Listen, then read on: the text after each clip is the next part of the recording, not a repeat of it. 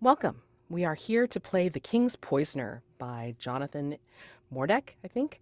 Apologize if I got your name wrong, Jonathan. The King's Poisoner is out on, I believe, Kickstarter backer kit right now. So, if it's still if it's still on, then please go ahead and back it. It's a really interesting game, and then we will go ahead and give this a shot and go ahead and play this. All right. So, yeah, I'm Mads, she, they pronouns. I've played The King's Poisoner in play testing early on, and I've also gotten a chance to play a hack of it for a May the 4th weekend with Star Wars theming on it. And it's a really good game. It's like one page essentially, and I like short games that you can figure out and play on the fly. It is also GM-less or GM full, depending on how you look at it. So we will all be contributing and collaborating on the story that will be told about this particular um, uh, king and conspirators. So we'll see how this goes. All right. And again, interest. Uh, I believe Jonathan's made some adjustments to this, and so I wanted to see what it was like in this particular format, especially now that it's being crowdfunded. So let me kick this introductions over to Mike. Sure. My name is Mike, he, him pronouns. Uh, you may have seen me playing in the Stars and Suns campaign. My interest is primarily I wanted to play with Mads again, and this seemed like a fun one shot. It kind of reminds me of For the Queen in terms of like there's a monarch that we all kind of build together, and then our relationships are based off of that. So I'm really interested to see how this turns out. Go ahead and popcorn it over to someone else. Jeremy? Hi, I'm Jeremy. Pronouns he, him. Um, I've never actually played a game of blackjack before, so I'm very excited to learn blackjack through the guise of, well, killing one if you find people. Rob, take it away. I'm Rob, also he, him. I have not played this game before, but I have played For the Queen, which is kind of what attracted me. This sounded kind of similar, and I've just been recently getting into a few of these kind of one-shot GM-less card facilitated games. There's been a few fun things I've played recently, so this sounded like a good opportunity. Awesome.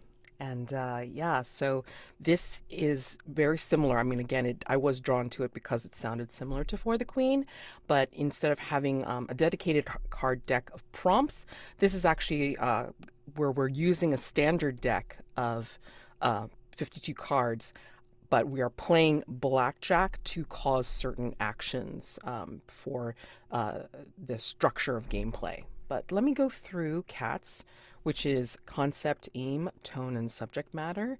So this way we set the expectations on the table, we all know what we're here for, and then we will also go over safety. Okay? So, concept. The King's Poisoner is a Tale of 21, a tabletop role playing game for 3 to 8 players using, excuse me, blackjack rules as a game mechanic. One of you is the king. The rest of you are either going to try to assassinate them or rat out the conspirators. Who will you trust? What will you dare? Who will be king? Aim. 3 to 8 players will gather with a deck of regular or virtual playing cards, or 2 10-sided dice. One player will act as the king, and the others will be various attendants, cronies, etc., conspiring against them. The cards will be used to play 21 or blackjack, and different hands will determine different actions and outcomes in the game of 3 acts and numerous scenes. In the end, the one with the best hand will determine the fate of all, with character epilogues from each of the players. Tone. The inclusion of poison, literal or metaphorical, indicates a more serious tone in gameplay, especially with the plotting and scheming of Act 2 and assassination in Act 3. Character betrayal and harm is more than likely. This could play out like a Shakespearean tragedy or historical drama, depending on where this is set. Subject matter. Gameplay can be comprised of conspiracy, courtly intrigue, dark plots against monarchs, betrayal, poisoning, literal, emotional, social, and character harm. Given the subject matter, of course, then we have safety tools. Okay, so we have our usual, excuse me, like open door. So at any point, you can say, I'm going to open door, whether you need a break for a few minutes or from just the scene, just to kind of like step back a little bit, or even if you want to open door out of the game altogether because you decide that this is not the game for you, which is totally fine. When you do open door, just let us know if you're coming back and how long. If not at all, we will not ask you why you are open dooring. Okay. There's also the X card. So if something comes up that is objectionable in an unfun way, then please X in the chat. Also make an X with your arms in the video, or just call out X card. We will stop play, find out what needs to be completely taken off of the table, X carded, and then we will continue play on from there. It will not exist in our game, all right? And we will, again, not ask you why the particular thing is X carded. And then we have lines and veils. We have a safety tab in the character keeper that we will be using for tonight. The safety tab has lines, veils, and ask first. So lines are things that we will not be including in our game whatsoever, not touched upon, not mentioned. And then there are veils, which are things that maybe in flashback or in scenes could be mentioned as part of someone's past, but we will not play them, role play them fully. We will fade to black. They can be mentioned again, but again, nothing really touched upon, okay? There's also an ask first column. So if we get near one of these subjects, might be a little bit like, oh, let's be careful. Like, if we're thinking we might mention it, then there's an ask first listed for some of these. And those will be things that we're going to be like, I think I'm going to mention this. Is that okay? It is perfectly okay to break in like with the metagaming and say, hey, I'm checking in. Is this okay for me to do? Perfectly fine to do that. Okay. So again, we have lines, we have veils, we have ask first. We have lines on child sexual abuse, harm to pregnant people, pregnancy, homophobia, transphobia, intimate partner violence, racism, sexual assault, sexual violence, and slurs. We have veils on torture, sexual content, kink, BDSM, human sacrifice, graphic injuries and gore, cannibalism, and amputation. There is ask first on dental horror / teeth, eye injuries / trauma, harm to pet and domestic animals, self-harm with intent for suicide. And the safety tab is always a living document. So if anything changes, excuse me, if anything gets added as a line or a veil or an ask first, please, just call it out or just mention it in the chat. So we all take a look back at the safety tab to make sure that, again, we're on the same page and we're going to be taking care of each other. Okay. The only thing with any changes is that I ask that you not downgrade anything from a line. So if it's already marked a line, that's off the table. And if it's a veil, you should only be upgrading it to turn it into a line, not downgrading it into an ask first. Okay. And then we do have a romance matrix, just in case, because if you're going to conspire, maybe like you're going to get a little bit, romantic about it. Who knows? But there is the romance matrix, and like the players have the option of saying that they're willing to have romance with PCs, NPCs, and that they checked off and read this table, and any notes or preferences.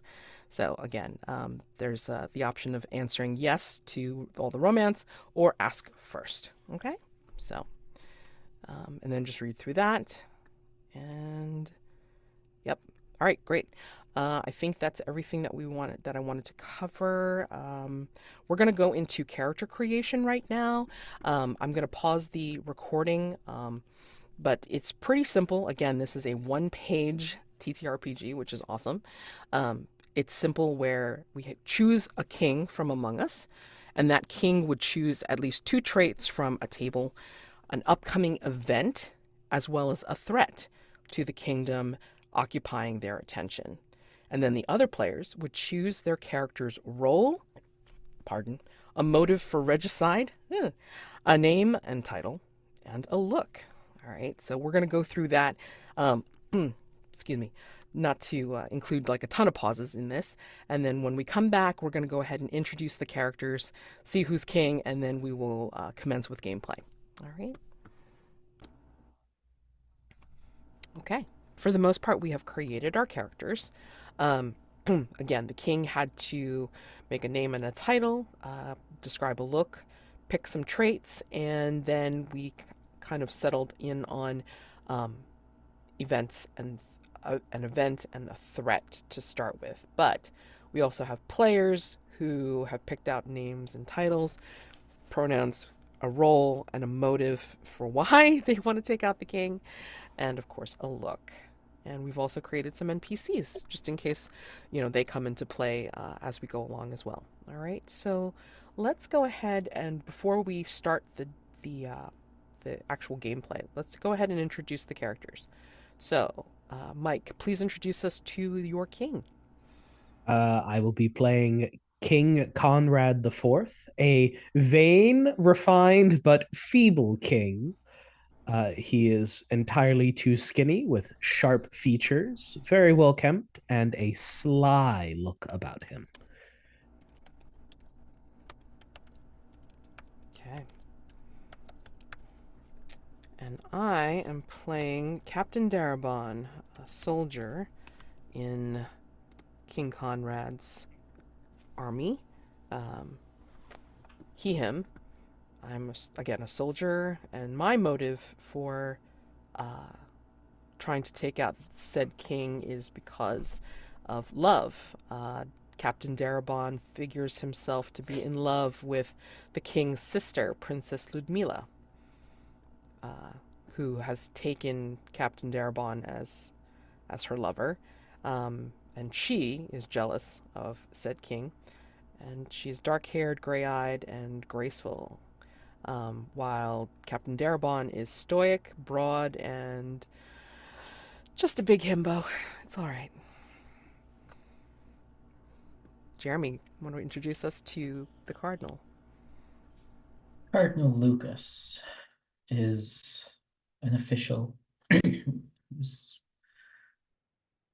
probably wearing far too much religious iconography. He is a short and nervous man.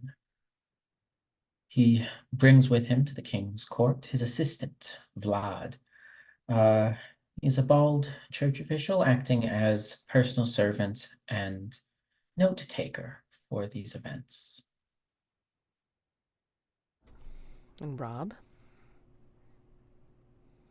I am playing Prince Jaroslav, who is the king's younger brother, who is a serious, athletic, and dashing man. His motivation is principle.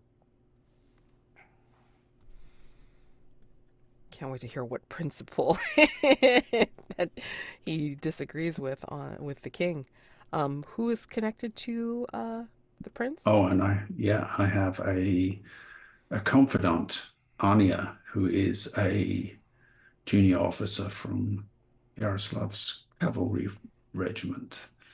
She is motivated by envy and is just a kind of scarred. I've just put scarred as a look. Okay. Is she envious of? Who is she envious of? Or is she envious of the captain? I think envious of the circles of the court because she is not as highborn, although she has attained a decent rank. Gotcha. Okay. Fair. Alrighty, cool. So, given these characters, we have an event that we will begin with, centering around a ceremony ritual, which looks like a renewal of a seal alongside the church, a petty myth, or okay, go ahead and explain, what this is. and like what you actually think about it, King. The threat that looms over the kingdom that has me worried is this 100-year-old curse that the church goes about its pageantry and has to renew a seal on an ancient curse, or a terrible thing will befall the kingdom. I'm going along with it. It shows solidarity between the throne and the church, but it's all petty myth, just paltry nonsense. We're better than this. It is strength of arms that has won our battles, not incense from nervous men with way too much iconography. That almost sounds personal. Interesting. Okay. So, the way this game works is again, it's based on A Tale of 21, which is based on blackjack rules to do certain actions. So, every scene in each of the game's 3 acts is predicated on a hand of 21, aka blackjack. So, the deal is play following standard rules, except the king is always dealt their second card face down and wins all standoffs, so any ties, save for the natural 21 blackjack. Neither king nor dealer may check their whole card, the face down card, until their actual turn. And blackjack wins an advantage. So there's a list of advantages that are on the sheet. So when you do get blackjack, then you're able to pull on one of these advantages to enact in a scene, okay, or use for, like, hold for a different scene for later, okay, depending on what you choose. And then, like, depending on the action or what the outcome is of a hand, we can either the players can either be suspected or arrested. So just kind of like building out our points of, like, how far are we getting before we're suspected or arrested. And once we're arrested, I think that's where yeah, that's where it kind of like gets into Act 3, and then, like, that's the end of the character. So we'll see how this goes. All right. So Act 1. The king holds court. This is the one where the king will deal the cards, describe the scene, and call upon each character in turn to attend them. So mechanically, we're just going to have you deal the cards, Mike, but you keep your second card face down. Okay? And we're using the playingcards.io room provided with the game. Okay? Okay, so let's see.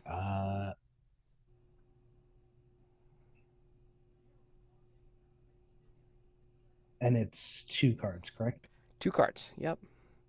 And then I reveal one. Only one of them.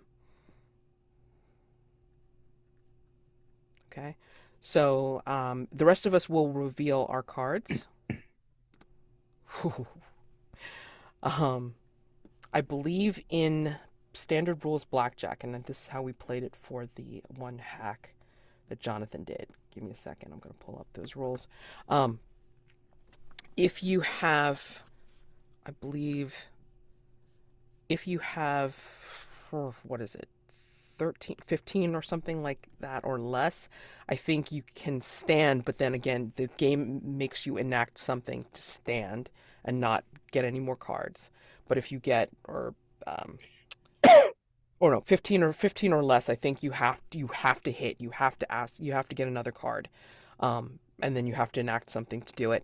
And then if you're going to stand, anytime that you stand and don't ask and don't get any more cards, then there's another action that you have to take. But let me just verify those blackjack rules, because I just want to make sure that we're doing that. Scoring, betting, shuffle, cut, deal.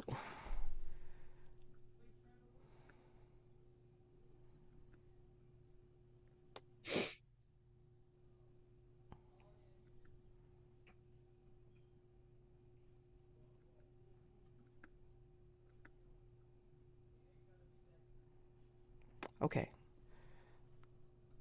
If the total is 17 or more, it must stand.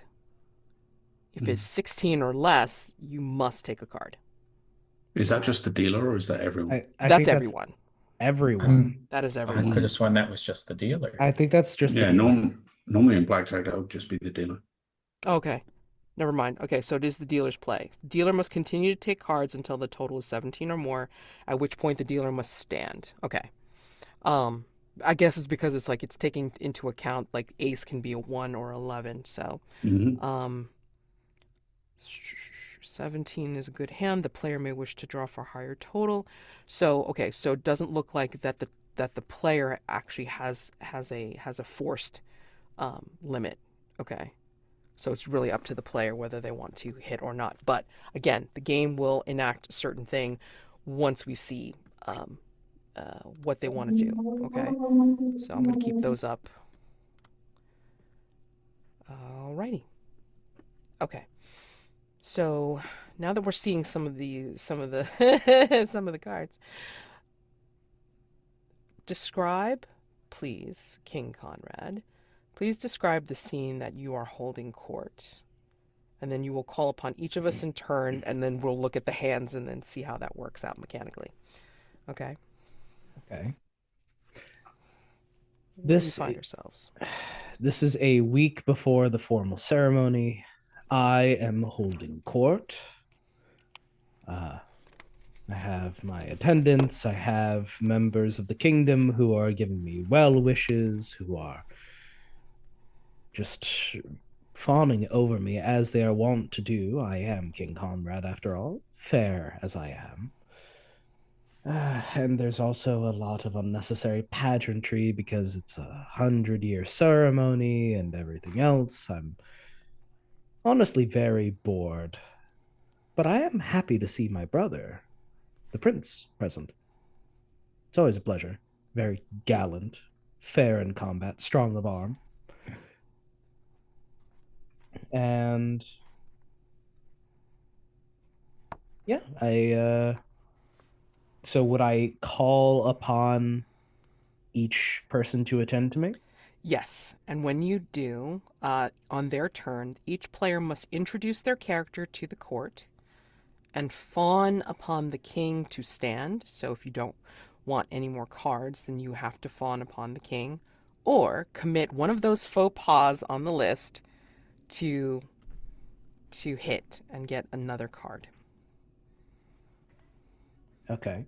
The king may respond, but must wait until all have presented themselves and spoken their piece before revealing their card and taking their turn. So you like each one of us will take our turn revealing our or doing what we're going to do for our hand before you reveal your full hand. Okay. So would I, for example, call Rob, and then Rob would do multiple faux pas until he's happy with his hand, and then I would call upon someone else? Yes. Okay. Uh-huh. Then, in that case, I'll call upon my brother, the prince.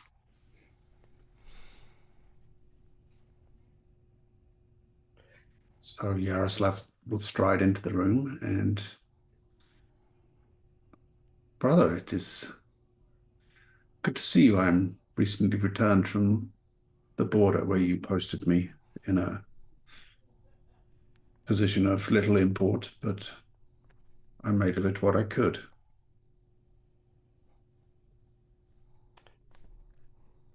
You may see it as of little import, my dear brother, but your strength is something that must be presented where all can see it, regardless of its tactical value.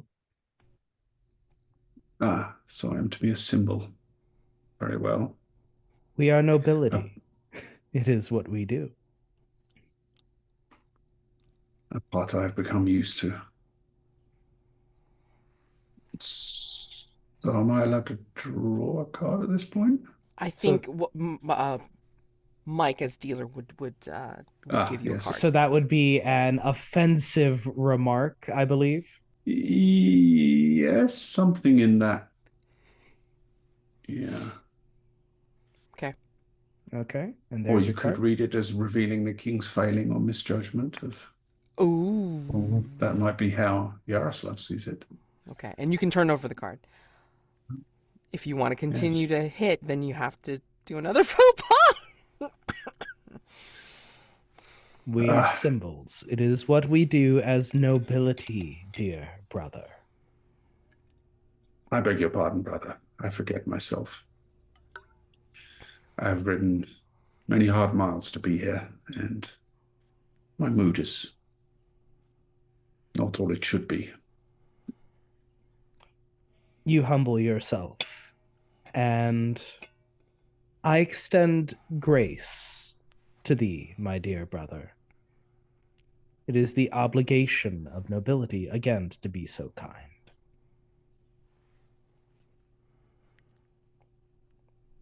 Mechanically, you have to fawn upon the king to stand.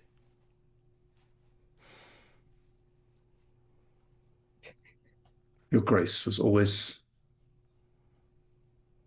your finest characteristic, brother. I thank you again. It is always a pleasure to see you, brother. Go and rest. And the sooner we can get this pageantry done, the better. There are other places that we will need to have you seen.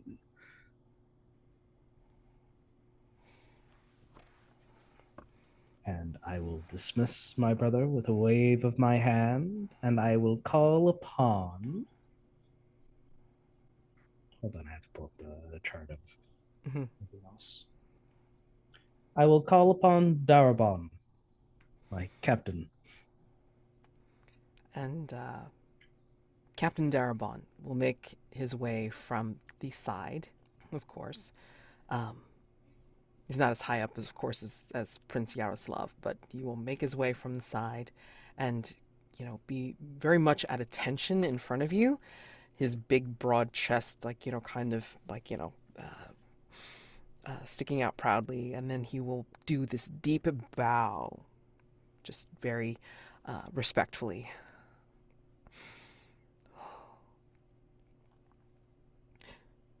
Your Majesty. It pleases us to see you back here in the capital, being so far abroad.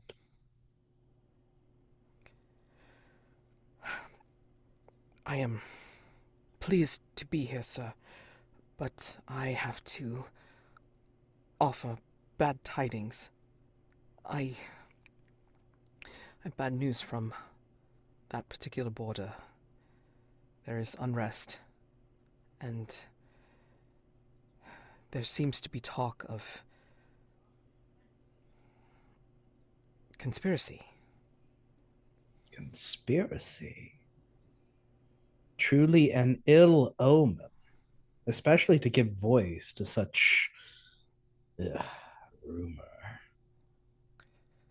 True, I have my men trying to search the possible rumor mongers and instigators out, just to confirm whether it is true that they might be conspiring against you, sir.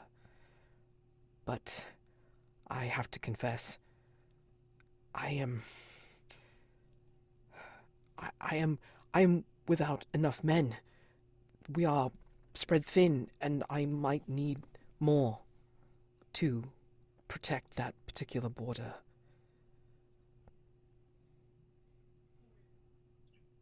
You would question my judgment regarding the placement of my troops, defending my realm.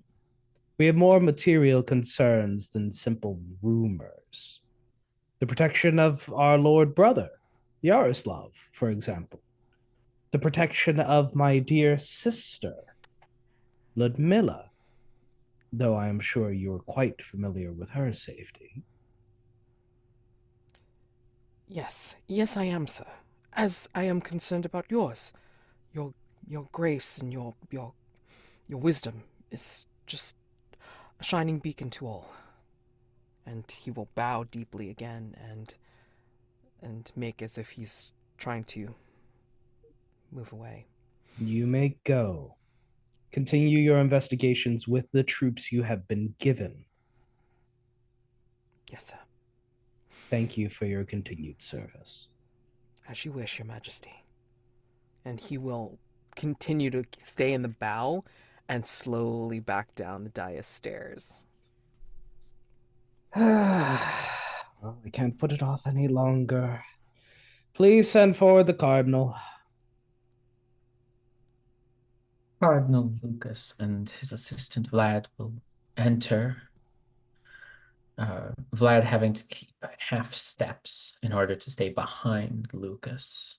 Vlad would have a box in hand, fairly regal box. Vlad would walk in, I'm sorry, Lukas would walk in as if this was his place to walk. Greetings, your majesty, and bow just ever so slightly. Thank you for inviting us for this masterful ceremony of, as I'm sure you're aware, such great importance for the safety of our kingdom. And he would move 2 fingers forward to touch you right between your eyes, pulling out from a box a necklace with religious iconography on it, and place it lovingly around our king's noble shoulders. A gift for you to wear during the ceremony, religious iconography, to show the people your devotion to the church. You are much too kind, my dear Cardinal. I will be sure to wear this wonderful gift where all can see it in advance of the ceremony. Thank you for your kindness. Absolutely. And again, giving the absolute slightest of bows. Vlad, make note, we shall get the king's brother something similar as well. It is glad to know that the king likes this, and they would depart. Your Majesty, thank you for allowing us to help you keep our great kingdom safe. Yes, this is a shared burden that we have equally between the throne and the church.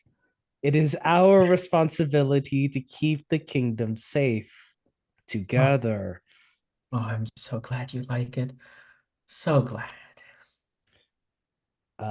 So are you Attempting to leave. okay?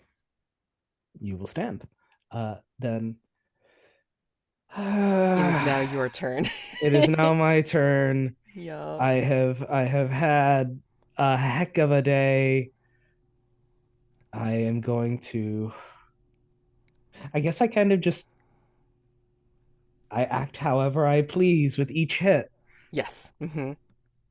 I don't have any particular counselors. I'm just reflecting upon I have an unhappy brother on one side, strong of arm, plenty of support, no doubt, for his handsome face. On the other hand, I have rumor left and right about a rebellion and a fair guard, but he does what he can. If only we weren't tied up with this ritual. Ugh. Petty nonsense. Well, court is now adjourned. I'm going to retire to my quarters and kind of flourish this necklace.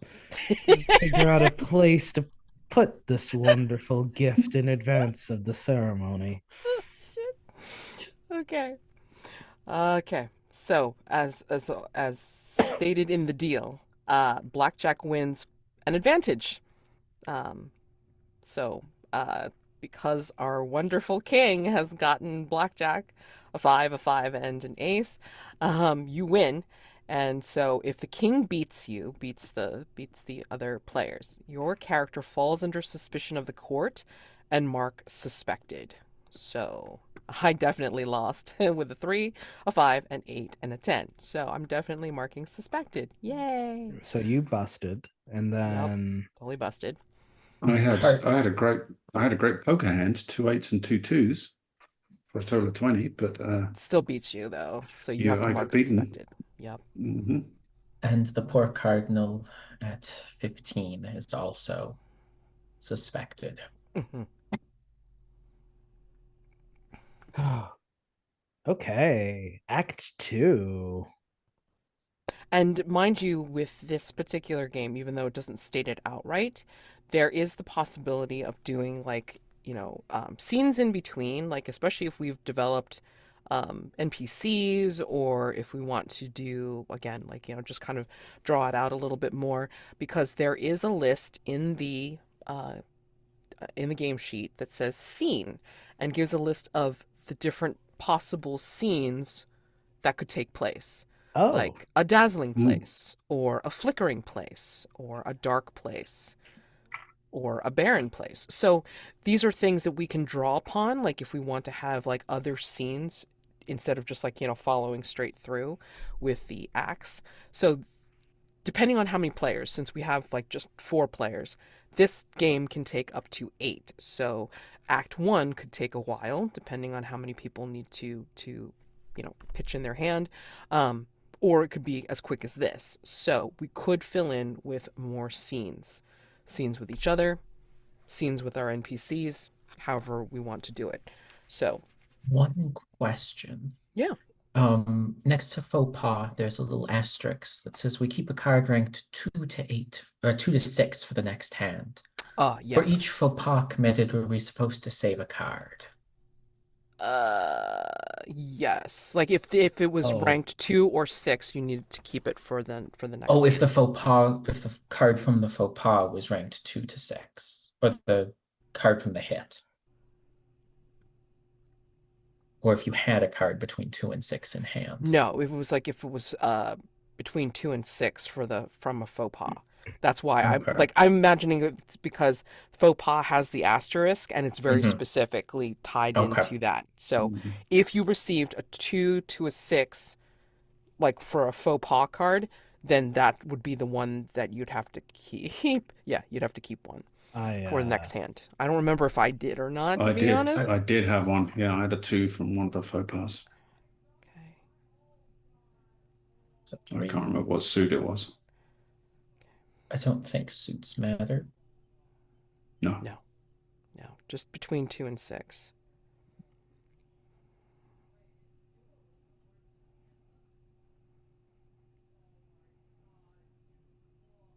we'll find it eventually.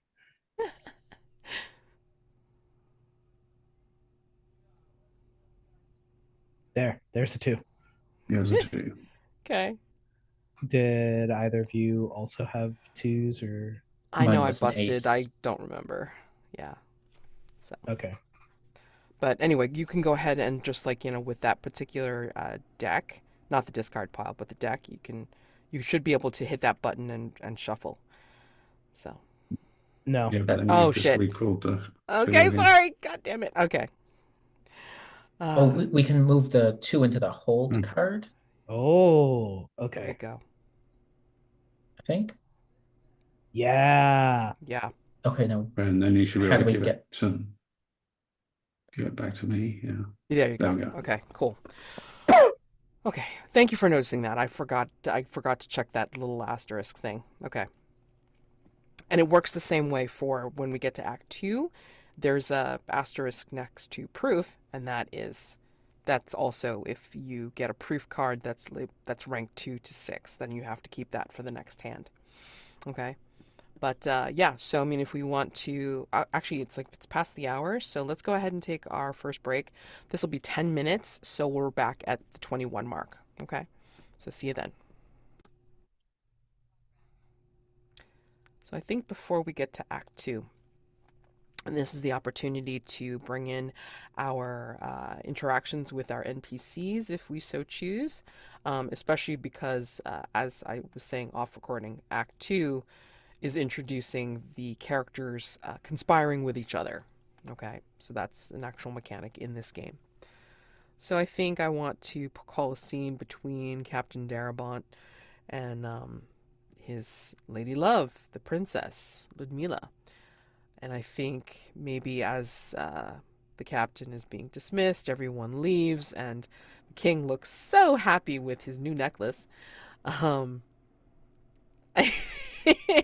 I think, Captain Darabont will go through the halls and make like he is going to head back to the stables and get his horse to go back to the border, what have you.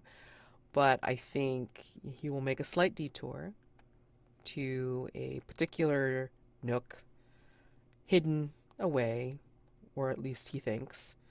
And perhaps waiting for him is the princess in her, I guess it would be evening robes, depending on when the king had court.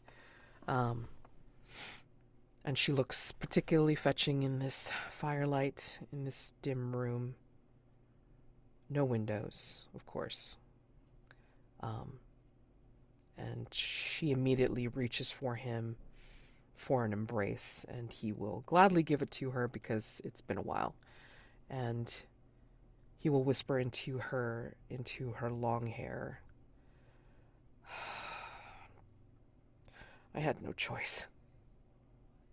I had to tell him. Otherwise, why was I supposed to give him a lie? Oh, and I should have mentioned, it's like, if anybody wants to play the princess. So I'm not talking to myself, which I have done for games, but I'd prefer not to. Sure. Let's see.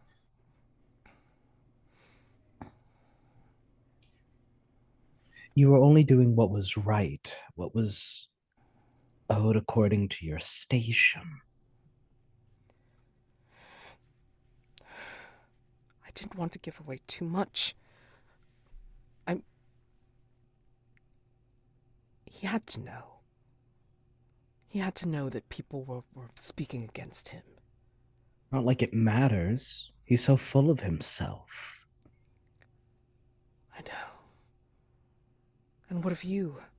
Has he treated you well since I've been gone? He's treated me as much as he treats our brother. Only instead of being able to be seen, I'm sequestered in a tower and taught the means of being a proper lady. I don't get a practice at statecraft. I don't get to hold my own time at court.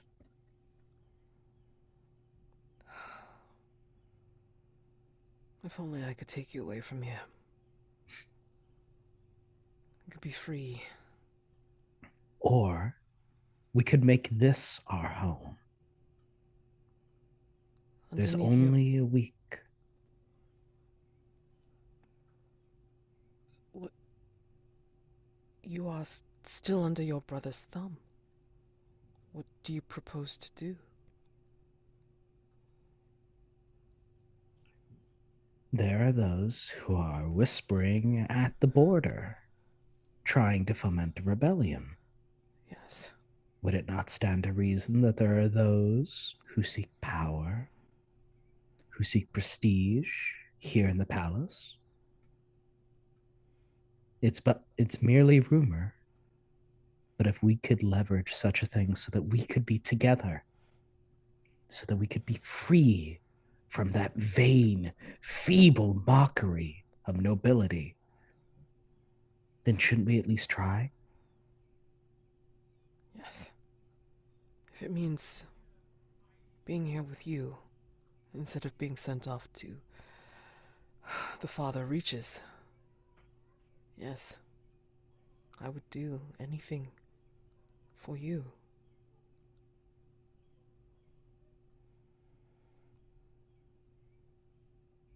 Then I will hold you to that promise, at least for tonight. And she will pull you away to a darkened corner, and we can fade from there. Of course.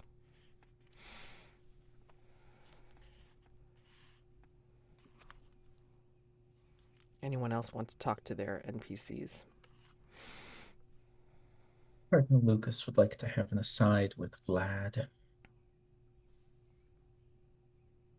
As the two men exit rather than through a back door as the captain has, but through the main entrance hall that they entered.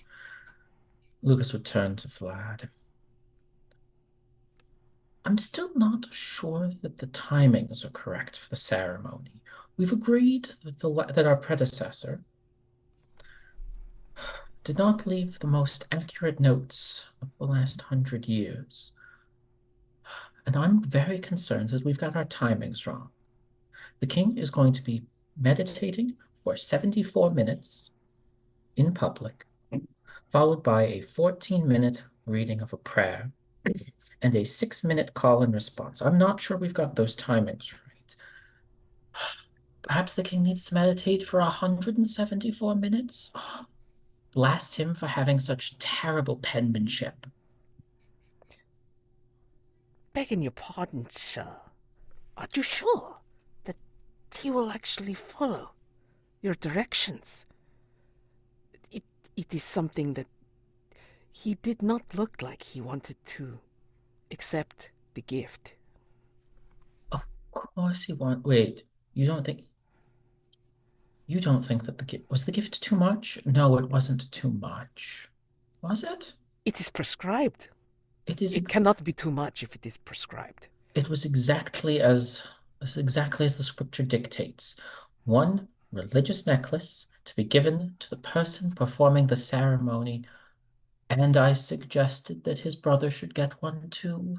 His brother isn't performing the ceremony, it's just him. I mean, we have many necklaces in our coffers, Cardinal. I mean, if we need to bring another necklace out for the prince, he should not mind. It does not have to look like that. That is the ceremonial necklace, not the one we give to the brother.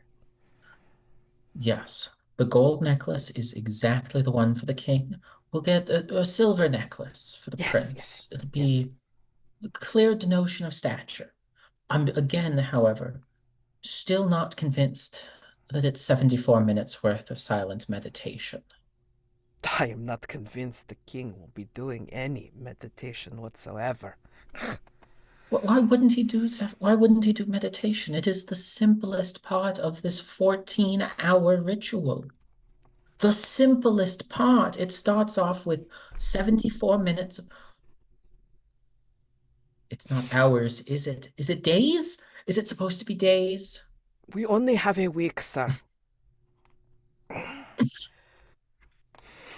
I will go back to the notes. I will go back to the notes and to the scripture. Curse our predecessor and his inability to write down notes that would last 100 years. We're inscribing this batch in stone. If the kingdom survives, we're inscribing this batch in stone. Stonemasons are expensive. The safety of our kingdom has to be worth it. Maybe we go on a payment plan. Maybe we go on a payment plan. And like Vlad is just kind of like following you, and then like dabbing at your brow maybe, because you're sweating all the small stuff. Absolutely. Yep.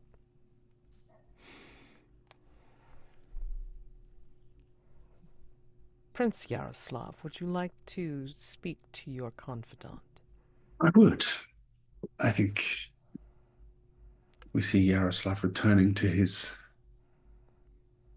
I don't know, probably where his horses are stabled. And he pulls his gloves off and kind of slaps them on his sleeve and sees Ania waiting there and says, well, that was a damn disaster. Made a fool of myself in front of my brother, but nevertheless, here we are. You did not say anything that didn't need to be said to him. If he can't take it, he doesn't deserve to be in command. Well, we all know that. Man's a... You can say it. Not... You're a monk. He's not the boldest or the greatest strategist in his family, with all the trouble brewing in every quarter. And he wastes his time with this damn fool ceremony. Still, there are other concerns. There are so many other concerns. For example, Darabon. I want you to keep an eye on him, Ania. He is not the brightest officer in the corps, but I fear he has fallen under the wing of my sister, and she is a schemer, if nothing else. Absolutely. He will be under my hawk's eye. Speaking of, the captain, before departing, spent some time in the castle before leaving for the stables. I suspect he may have paid someone a visit. No doubt, no doubt. Hopefully, My dear sister. hopefully I can catch him before he does anything too rash with her. Oh, I'm not so worried about that. If Ludmilla has some man of distraction, that is probably all to the best. But if my older brother is a weak fool, we can count ourselves lucky that it is not she that sits upon the throne, because she is anything but.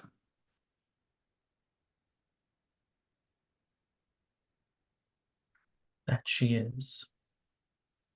Oh, if only you had been born first, sir. If only you had been born first.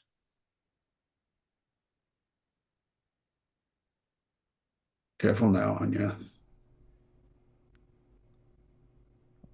Apologies if I overspoke, sir. I will take my leave, Your Highness. Very good. And she will salute and back out of the room. Maybe as she's going down the hallway, maybe she sees out the window that Captain Darabon finally made his way down to the stables.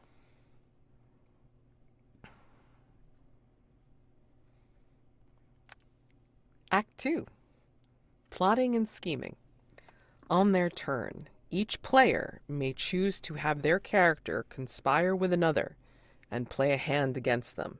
So, even though both players are playing against one another, they set the scene together. So again, we can use the scene list that's on the sheet. The co-conspirator is dealer, and if either character are marked suspected, the king plays as well through their agents against both. Okay, so then the king gets dealt a hand as well. But I believe, let me see.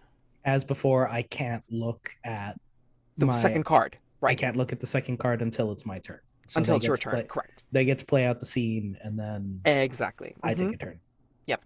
So cards are dealt, and after brief exchange, the conspiring character makes a proposal or a request of their co-conspirator, and then that conspiring character must offer proof, picking from the list, of their sincerity each time they hit, and then the co-conspirator may reveal their whole card at any time receptive. So I believe this is where, okay, co-conspirator's card is dealer. Okay.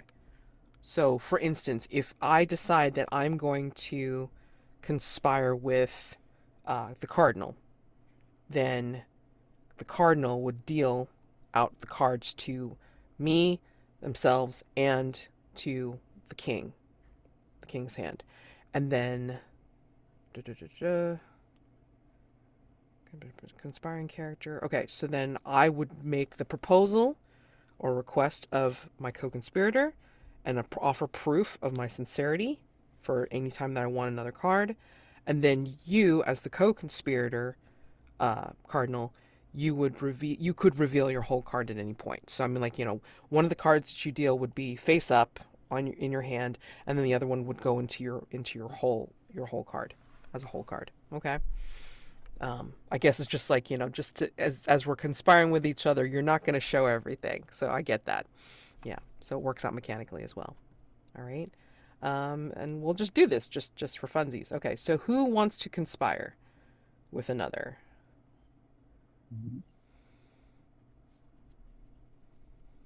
The Cardinal would like to conspire with the Prince.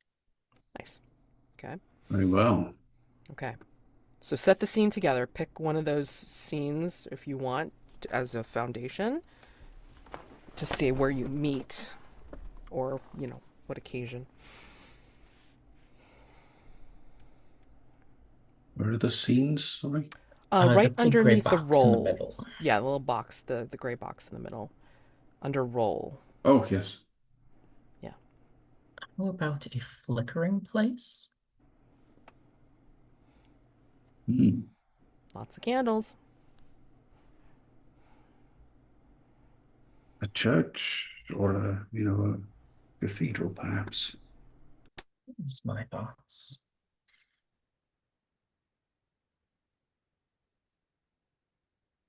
Could be the little chapel that's attached to the castle, even. Yes. Yeah, like a more private. That's probably where the Cardinal has made his base during the week leading up to the ceremony. There you go.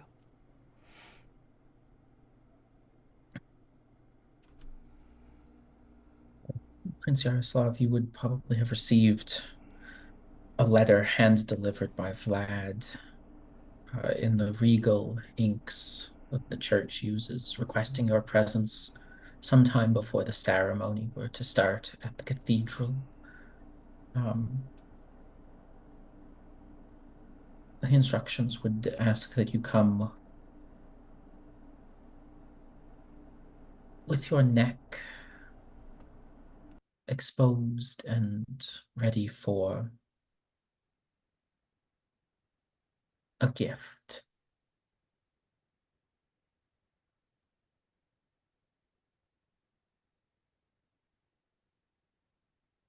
Yeah, I think then we see, as the scene opens, we see Jaroslav with his jacket off and his shirt collar open, standing kind of impatiently in this chapel with the flickering candles all around. I think we'd hear a creak of wood as we see Cardinal Lukas slowly dragging in a box, like a fruit crate, that's just a little too heavy for him as he drags it up to the center of the dais and stands on it so that he can look over the chapel itself. Oh, much better. Oh, Prince Yaroslav, welcome. You act as though you're surprised to see me. I understood I was invited. Yes, you were, though with so much of your family, I'm often suspicious that you don't actually like the state's religion.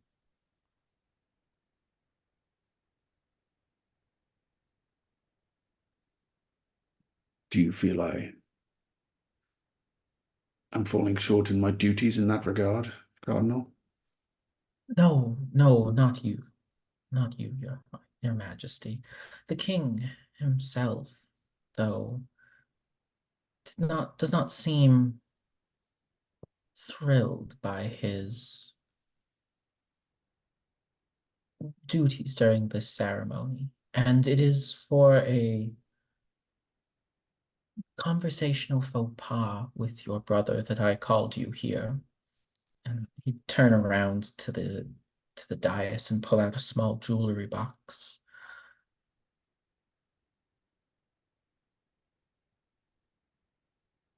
Okay, should I deal at this point? Yes, I And believe. I just go clockwise from So you would deal to myself, Mike, to the king. Yes, you would deal to yourself, the king and Jeremy, you would give the well, I mean, basically it's up to each person to turn over their card, but you would hold on. Let me see, whole card. Yeah, you as the co-conspirator would keep one card in the whole pocket Yeah. that you have, right? Keep it hidden from Jeremy as the And conspiring one. I presume I only deal myself one because I'm holding a card from the previous turn. Yeah. You know what? I think no. I think we established that you would still deal yourself two. I see. I believe so, because I mean I think that's how Jonathan had done it last time. Um, And to answer your question, Mads, that was a failing of Jeremy with the titles of Your Majesty and Your Highness. right. Failing of me, not the character. Okay. Got it. Just curious, because I was just like, Thought oh, he might be that's a hinting at slip. something. I Yeah. know. That's what I was No, thinking. I that was like, is- oh, he's hinting that at is- something. That is me being bad at remembering that. That's okay. That's okay. It's confusing. It's confusing for Yes. nobody who, you know, does not familiar with that. Okay, Spot the American, everyone. that's all right. You're okay. So Mike, you turn over one card, but then you keep the other one like down until it's your turn. Okay. Um. Okay. So let's see. Cards are dealt, and And after I have one in the hole. yes, So, you have one yeah. in the hole. Perfect.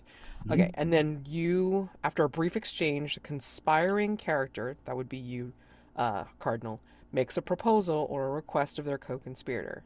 And then you must offer proof, one of those things, of your sincerity each time that you hit, if you want to hit. Which I doesn't will look like not. it. With two tens, we will be standing. Okay, but you will be making a proposal Mhm. to your Mhm. co-conspirator. And so it's pulling out a silver necklace with our country's religious symbol on it, and a sapphire ingrained in it that I would ask the prince to bow.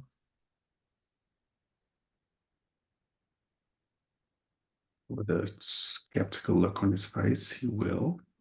I mean nothing by it, prince. I am, and get off of my fruit crate, considerably shorter than you and cannot reach when you are standing. And to what do I owe this honor? The simple request that, and he would hand, Cardinal Lukas would hand you a small notebook that you review the same ceremonial procedures that your brother is going to be following to ensure that he does not forget a small passage of it. It is a fairly long ceremony. I had some talk of 14 hours or thereabouts. Yes, it is a 14-hour ceremony, although the ceremonial sleep of 100 kings does take up the majority of that time. There's a specific thread count and sheets that the king must sleep on for the entire duration, undisturbed from everything. I don't believe I've ever sat still for 14 hours other than on the saddle of a horse. Then may I, and the Cardinal would open, may I then direct you to the section for the ceremonial horse parade, during which the king, accompanied by a small retinue of family, will lead the finest stallions in his collection around the castle grounds 6 times before making the 7th journey on his own. There is plenty of activity in this ritual. It is not just prayer and sleep. I think Jaroslav just gives a roll of his eyes as he imagines the better uses those fine steeds could be put to.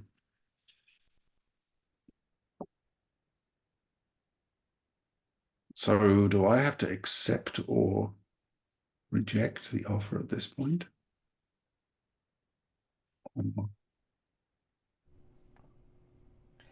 So, let's see. You Or do can we just play the hand? you would reveal your card. You can reveal your card at any time, being the co-conspirator. Okay, Yeah. I'll do that then. Okay. Oh, nice. Oh my Oh. gosh. Nice. So what happens when the co-conspirator wins over the Okay. person who's conspiring? Well, okay. So the way I'm taking the rules as written is that if you win, you gain an advantage. So automatically Mm. you get one of those advantages. And then you would, hold on. And the king needs to reveal his card, Uh-huh. presumably. Yep, yep, yep. And with And the advantage, king you can has clear a to. mark to convey to gain an advantage in both play and fiction. In I think which you have to case, stand on 18. I have to stand on 18. So it is dealer rules. Okay. yeah, Oh, I guess I'm the dealer, aren't I? Yeah. It says, with the exception that the king has always dealt their card face down and always wins standoffs. Neither the king Mm. nor the dealer may I check their guess you hold can. card. You can draw on 18 since you're not the dealer. Yeah, sorry. My bad. Yeah. I mean, I'll stand. okay. So You don't Alright. have to. Yeah.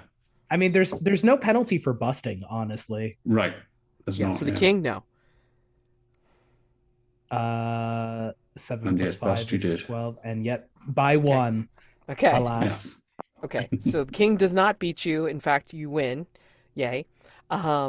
You gain an advantage. So your co-conspirator must acquiesce, or at So I least did not. So I, as the conspirator, did not win because Mhm, Rob Mhm. got blackjack. So mhm. nothing happens. I think Rob would get an advantage. Yes. Yeah, I think Oh, that's how I'm I'm reading it. reading Yeah. this. Yes. He okay. turns So he turns it around on you. You're like, yes, yes. I'm going to get the prince under my control. And Yaroslav is not, no, no, no, no, no. You're Yes. forgetting who Yes. runs this. Right, Got it. exactly. Mhm. So I think like, you in fiction as well as in play, Rob, the prince gets an advantage. And then you can clear a mark if you want. You can clear suspected. And Oh, then your co-conspirator, Wait, you can? well, I mean like if we're gonna use the extra rule, so I mean I don't mind using the extra rule if you want to take advantage of it. Clear a mark to gain an advantage in both play and fiction. So you could clear a mark, and then you could pick one of those advantages that's listed on the left in the little green box. Oh. I That's see. how I'm It's reading it like anyway. I I thought, can. but that's if you want to use up the advantage. I think so. Yes. So you're still So I can suspected. hold it until. Yeah. Yes. Yeah. So yeah, you can choose So to I can either clear the suspected or I can at some point pick one of those advantages. Is that exactly, exactly. okay? I hmm got it. But then you would, yeah, like you would mark uh, Mm. you would do a check mark on the advantage to know that you have it, right? Yeah. Yep. Yeah. Done that. Okay. And then your co-conspirator must acquiesce. So the cardinal must acquiesce or at least agree not to interfere as a conspirer. Do as you wish. The conspirer is at your mercy. So, I mean, that's how I'm taking it. It's like, whomever wins gets those things. And then the co-conspirator has to just like, all right, I'm not going to mess with you. It's fine. Like, do as you wish. Um, I think, yeah, I think for funsies, I think maybe Captain Darabon is like riding away, but then sees maybe the. Well, I should say, like, did you guys want to finish that scene before I make Captain Darabont do something? So where it was left off, I think, was the Cardinal saying, are you willing to go through with all the pageantry? And Yaroslav is kind of Mhm. not really Mm. buying into it. And then Yaroslav manages to get control of the situation. So what does that look like? So the Cardinal would have the necklace poised around your neck with a book of rituals for you to take.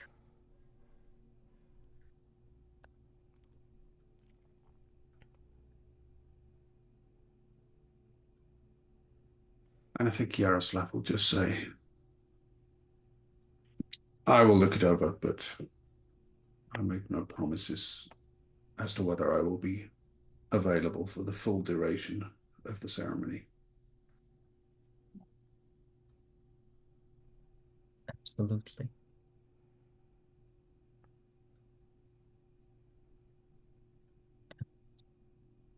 The Cardinal will bow.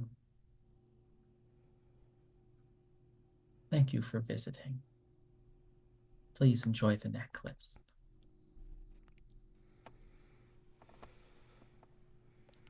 May it serve you well. I think Jaroslav will just turn and leave without saying anything.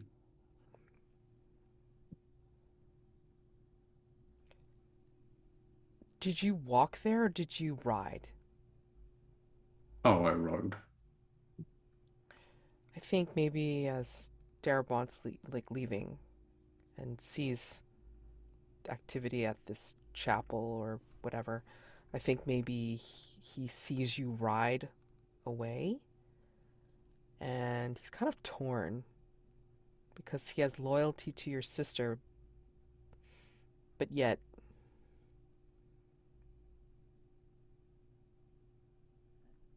he's not sure, like, who to go to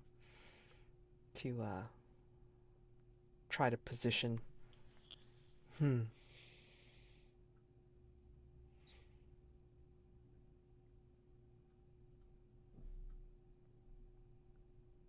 Just to keep it even, I think this is where Darabon's going to ride into the chapel to see who's there.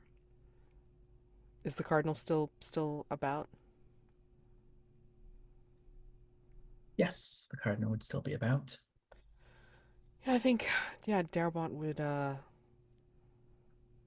go into the chapel and see whom he seeks, and maybe if you're still there, like, cleaning up like whatever that you had brought out, I think maybe he will address you respectfully, of course. He will bow. Cardinal. Captain, what brings you here? I was on my way out back to the border, but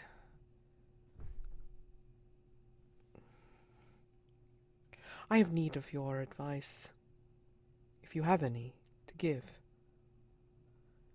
Um, of, of, of course. Come, I need to look around.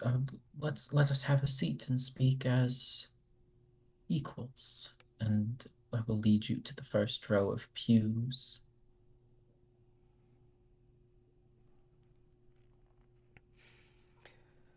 He won't look at you, but he'll say, I do not believe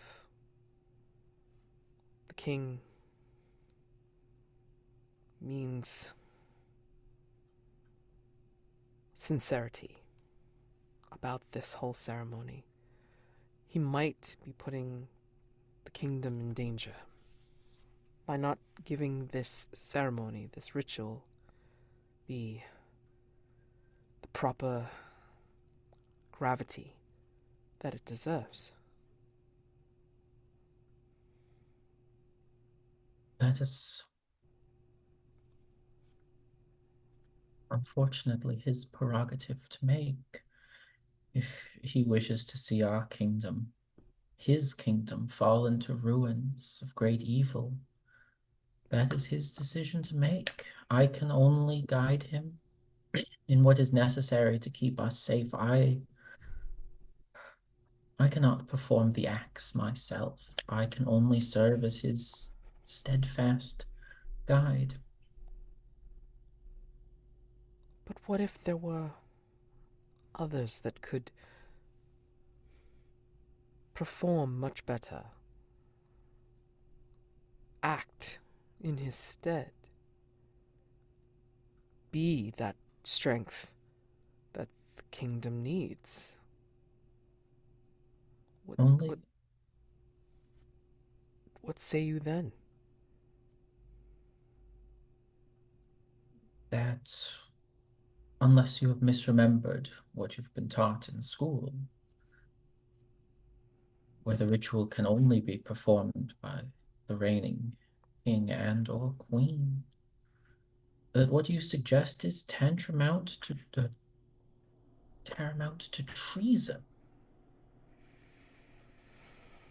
And I do not know if that is what you are suggesting, but it concerns me that one of the king's most decorated soldiers would suggest it. I do not do this lightly. I believe that in this particular circumstance, we would be better served if we knew that there were to be someone with more fortitude, more strength on the throne. Out of game, before you make your suggestion, Mhm. there's one question in the chat. Yeah. Does Rob's 2 carry over? Let's see. And should I have shuffled before dealing? Probably. But Yeah, hold I on would a think second. so. Okay, hold on. Carry over. Because that 2 wasn't given over as Right, that was proof. from the That was from the first one. first hand. Yeah, I would Yeah. imagine that Okay. only carries once. I would have thought. Yeah. Yeah. Okay. So that, yeah, I mean, like, so long as it wasn't one of the ones given when you provided proof, then I think, and like you didn't even give it any proof, so I mean, No. like, it wouldn't carry over, right? Yeah. So All right, yeah, well, it I would will not carry return over. It it. would go into discard for sure. Okay. In that case, I will shuffle everything and redeal hands. Okay. Cool. But yes, I mean, I think, and then from what you've said to, maybe it was kind of like, said as part of the ceremony, as part of the ritual, like, we sort of know about this whole 14-hour crap, and then, like, like all the the pomp and circumstance with the horses and everything. Mhm. But I think, I mean, even Darabon's gonna cotton on to, wait, the horses must make a processional, but the king must go alone in that last circling, yes? Yes, he is alone for that. I propose that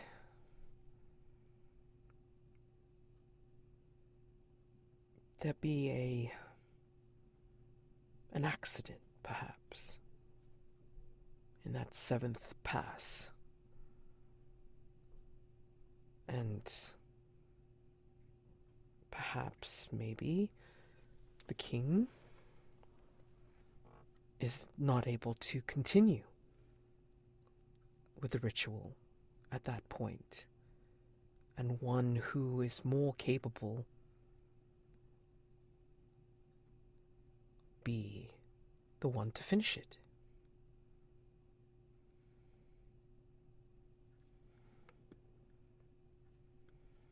What sort of accident do you suggest?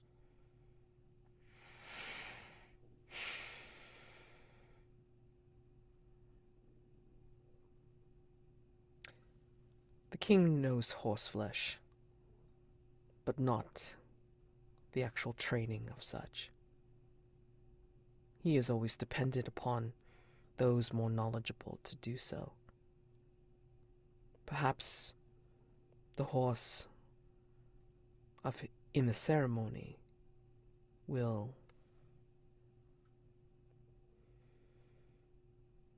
throw him in a fit of pique. Who knows? Or perhaps maybe the strain of the ritual, all that prayer and meditation and writing will wear down gradually on our monarch, and perhaps he is not able to keep his seat, and there will need to be someone that finishes in his stead, that can complete the ceremony. That is what I propose. I have already suggested something similar, a backup plan. The prince, though he seemed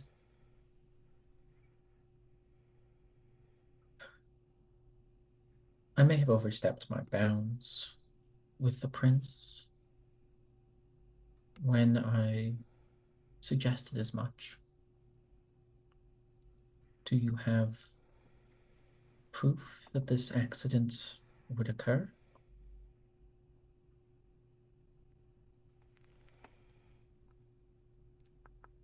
Sorry, I'm looking at the proof. Mhm.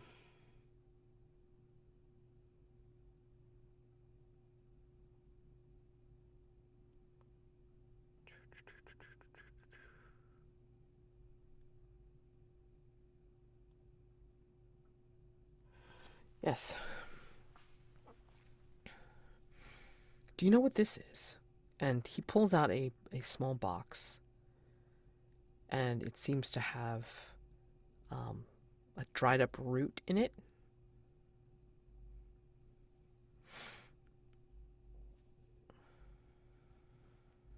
Um, a, a box with a small root in it? Mm-hmm. No, that I'm fairly certain that's what it is. It's a box with a small dried root in it. Is it supposed to be something else? This is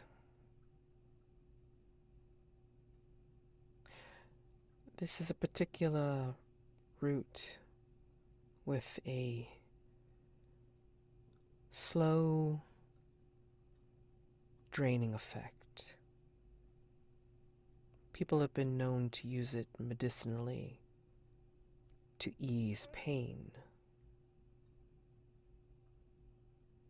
What if I told you that this is something that the king uses often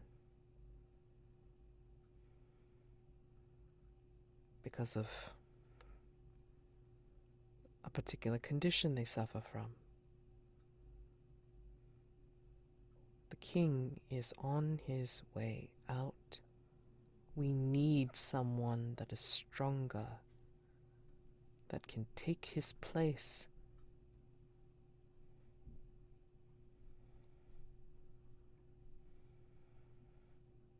That is a hit from you. Yeah, because I'm daring. No, wait, no, hold on. Wait. No, hold on. Oh, Never I'll leave mind. it for you.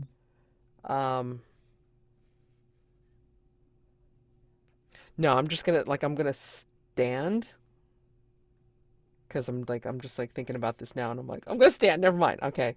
Okay. I'm not gonna offer proof necessarily. This is just like fictionally positioning. Mm-hmm. You know. Yeah. So definitely standing. Okay. It's probably a mistake, but it's okay. It's fine. Okay, so yeah, since I'm suspected, then and well, I think we're both still suspected. I think we did have the king playing as well. So hold on. Um,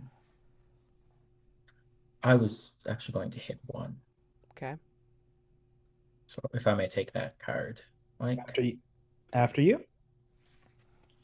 16 feels like a daring place. Okay. We're gonna stand at that. There's 18 is too risky. Yeah. That Damn. is 21. Fuck. All right. If the king beats you, your character falls under suspicion of the court marked suspected. If marked already, describe how they're arrested. Great. The king will decide what to do with you. Excellent. Okay, so I'm thinking that, you know, maybe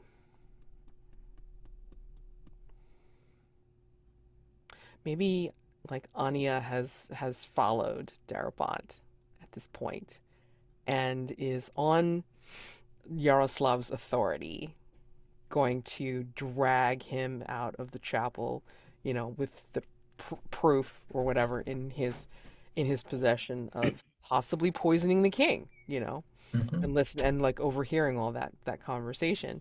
Um, yeah. So I don't know if they're going to necessarily arrest you, even though that's mechanically what would happen to the cardinal, because you're already suspected. But I Hmm. think maybe perhaps they detain you respectfully. Yep. Yeah. And Vlad's kind of like cowering, like in the back room or something like that. So yeah. And Captain Darabon? Yeah, oh yeah, Captain Darabont was like, like caught Uh, red-handed by Ania. Absolutely. So Question on Yeah, does because I did not offer proof. Oh no, I think that would mean I save the two. you do, because Yep. that was your hit. So we Yes. do. hold you would keep it in your And hand for then next time for sure. Mike, would you drag the card out of the hold? Because Yep, there you it's go. under your control. Thank you. Sorry. And the deck has been shuffled. Okay, great. Okay. So because we were both on a draw, but then we got both arrested, it'll be great. The king will decide what to do with us.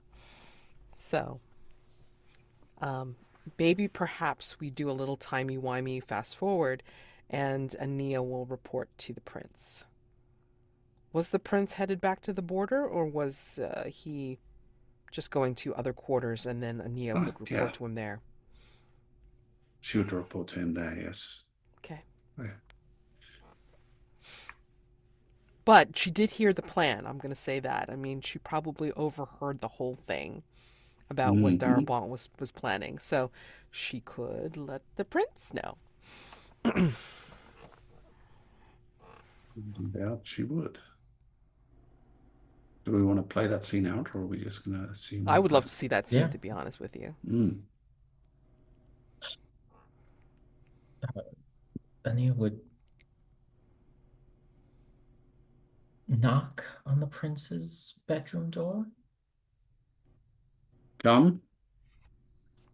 Entering, heels clicking on the polished marble, offering a salute. I bring grave news. Both the Cardinal and Captain Darabon have been arrested. That is grave news indeed. On what grounds? The captain was found in possession of a large quantity of a root that the king is supposedly taking for pain, that when taken in the quantities that the captain was found with would no doubt lead to his untimely demise. The box itself was in the cardinal's hand when it was found, leading to both of them being arrested. The cardinal swears. I think Jaroslav gives a little silent clap and says, "A very fine work indeed. I told you that fellow was up to something." Yes, the cardinal even swears that the box and its contents is entirely the captain's. Well, that remains to be seen. If the Cardinal has also been arrested, then maybe we can avoid this entire damned ridiculous ceremony. Yes, and But I shall leave that up to my brother. It's always for the king to decide. And yes, a very good way to get myself back in his good graces, no doubt. As I say, fine work, Anya. Absolutely. Fine work indeed. Thank you, sir.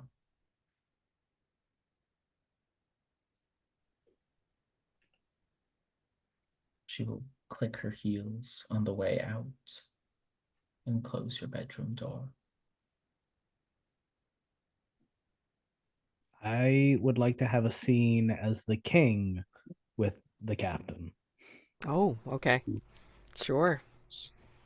As he's like probably in irons and It is a know. flickering place. It Mm-hmm. is cold stone. Damn straight. It is, yeah, a prison.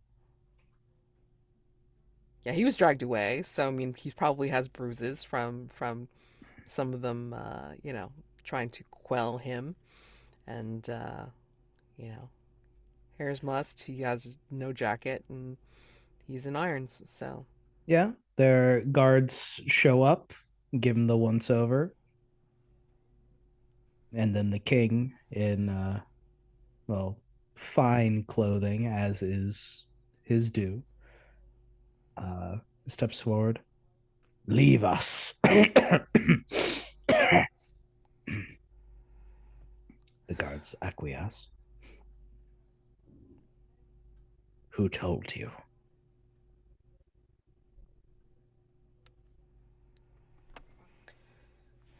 Darabon just keeps his forearms on his thighs as he clasps his hands together in irons and just looks away from you. I Hair in his know face. the answer, Darabon.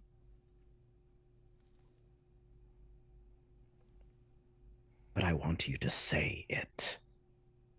Give voice to this betrayal. Why? Because you once gave voice to an oath to protect the crown, to protect this realm. And you would seek to turn something that I am trying to use for strength, for appearances, to be a symbol for this realm. And you would use it as poison for me. Say it. Speak her name.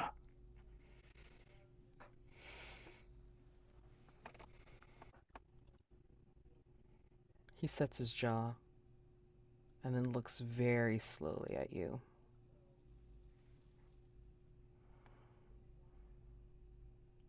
I give nothing away.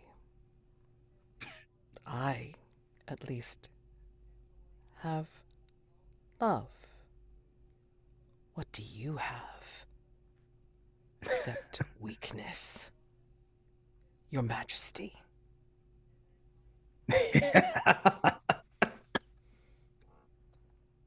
Be careful. You might tip over. Not yet. There is pageantry that must be done. And once it is finished, once I do that duty, then perhaps I will totter off. But I will make sure that the witch, the one that you swear love to, are you sure that she swears the same? You're gone for so long, Darabon, and she has many courtiers. Or did she not tell you about her private courts? Quiet liaisons. Yes, I am weak. I am not Jaroslav. But I have eyes where I need them to be. Voices that whisper in ears to do things that I cannot. Hold true to your love. Perhaps it'll keep you warm in the far reaches. Better the far reaches. That one thin than within your grasp that gives warmth to no one.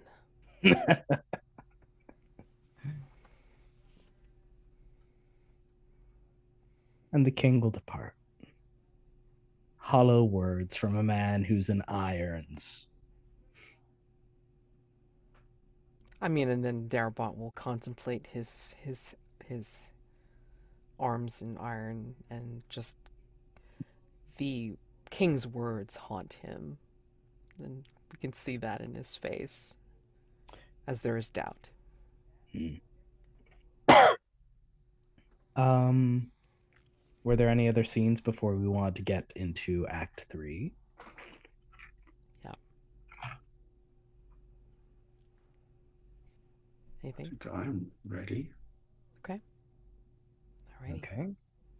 Oh, since we are past the hour, did anybody need a break before we hit Act 3? Let's go. Okay. I'm ready to roll it up. All right. Yep. Okay. Act 3. Assassination. Describe the opening scene of the event together, ending with the arrival of the king. The king will announce the betrayal of those arrested, commence the proceedings, and then deal the cards for the last time. Okay. Okay. So, well, this is a great paint the scene opportunity. So, like, what do we think this is? What do we think is going on at this point? You know, Darabon's been languishing in prison for all this time. I don't know what the Cardinal has been doing, arrested or detained. House arrest. Like still allowed to move freely, but literally talks to no one but the guards assigned to him and Okay. Vlad. And Vlad. Maybe. Maybe with some supervision. He doesn't Right. have like private one-on-one talks with his assistant. No, don't think so. Okay. Well, the guards are suspicious as to why he keeps mentioning the need for 100-count sheets. 14 hours. It's an absurd ritual, but I mean, think, after you. I just think that again, like some of this ridiculousness is showing off in the ostentatiousness of the affair. Like as Jaroslav had said, it's like there's better uses for all of these horses in the parade and all and such. And some people have been called forth from the border to attend to the king and this ceremony, and it's just they know it's necessary, especially for the morale. But I mean, like, there's a lot of people that are still grumbling about this is ridiculous, so. I think there is a large crowd for like the more public things, like the most of it, honestly. Just Oh like yeah. maybe there's like a town square where there is that big bed with fancy sheets, and there's just crowds of people that watch the king sleep for like 8 hours. yeah, it is a good ceremony, passed down through tradition, misinterpreted every time it gets rewritten.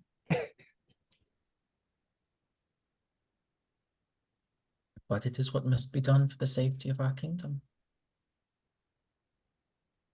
I think maybe we see like Cardinal Lukas like doing all of the intonations and all this kind of stuff, but you are flanked. We see you flanked by these big burly guards. I don't think it's just flanked. It's got to be that he reaches for an incenser and one of the guards reaches for a weapon, and then a different guard picks up the incenser and swings the incenser at the direction of Lukas. Like he's just there in name and body only. Yeah. Any ploys at making this a career-defining power play have been stripped from him. Sure.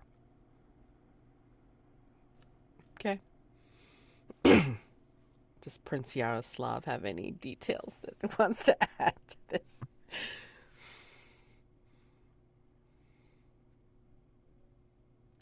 I think Jaroslav is there alongside his sister in full dress uniform, mounted, both of them. And I think he's just watching her from the side of his eye, watching as she sees Darabon, reading her reaction. I mean, I think Darabon's still languishing in prison. I mean, he Oh, wouldn't he be wasn't brought out to. I think don't- he would be Well, brought out. well, Yeah, when he because was that's when he be brought out, yes. He would be brought yes, out because along with the king. So Okay, Mhm. got it. Because he does that. Yeah, the king is going to announce the betrayal. Okay. yeah, What does she look like? cool as a cucumber. She has a regal bearing, a healthy blush to her face. It's just like any other day as nobility. Such Lady and the Tiger vibes.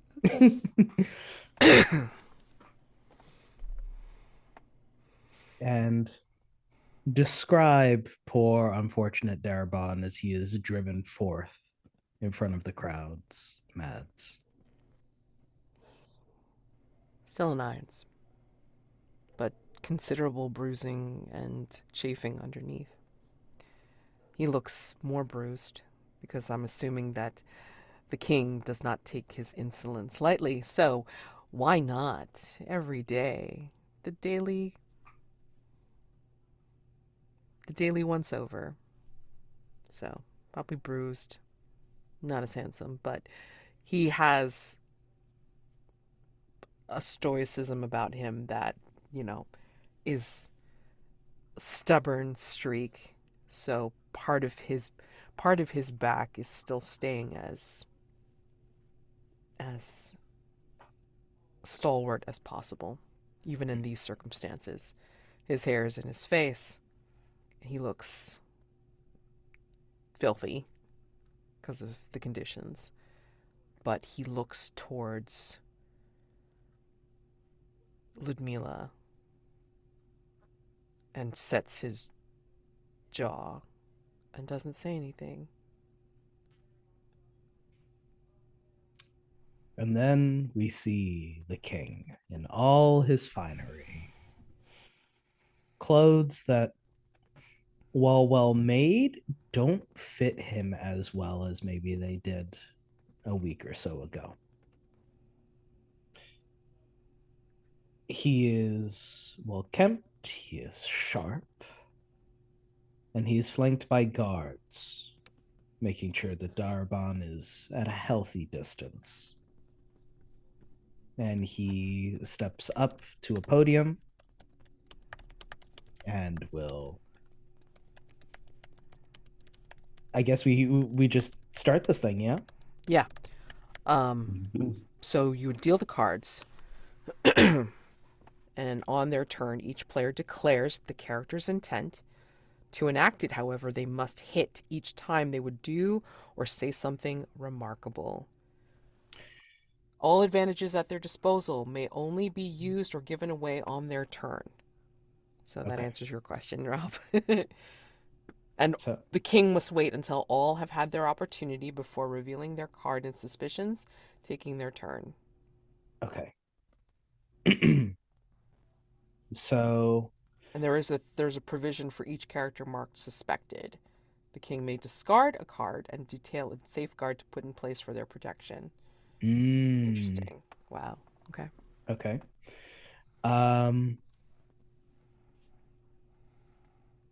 Conrad will take a deep breath, and his voice is strong, though his appearance is not.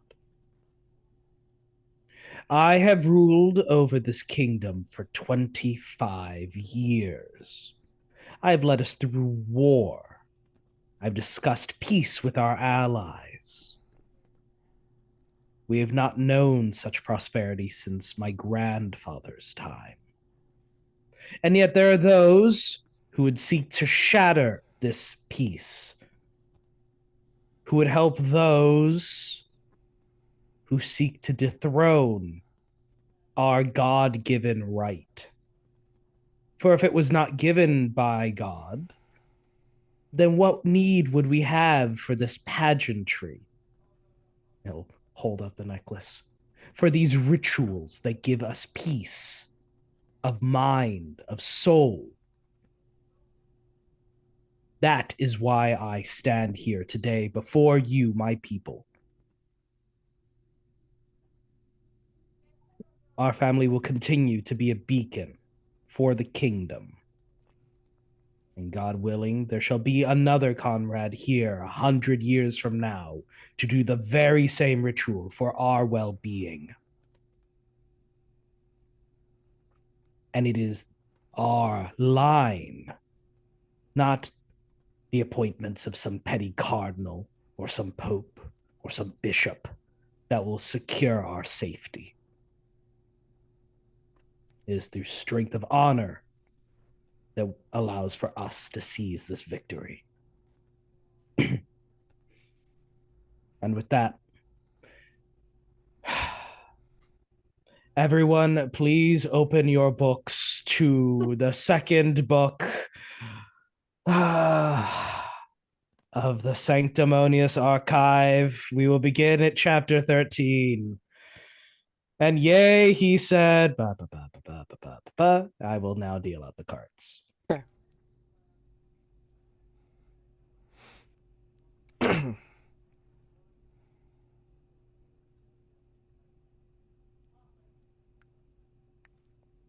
Okay. Okay. And I do not. King must wait until all have had their opportunity before revealing their card. Okay. So Yeah. I do reveal one card. Okay. Yes.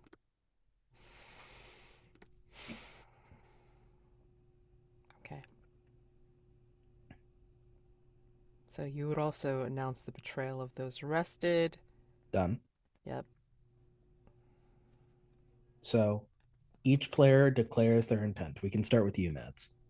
Okay. To enact it, however, they must hit each time they would do or say something remarkable. So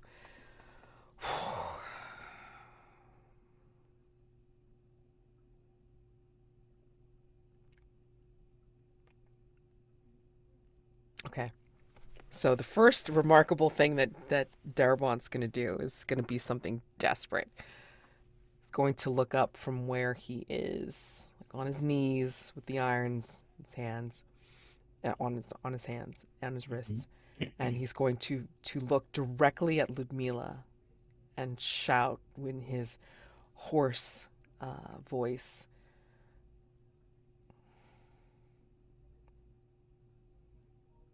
"I do this for you and for the rise of the kingdom."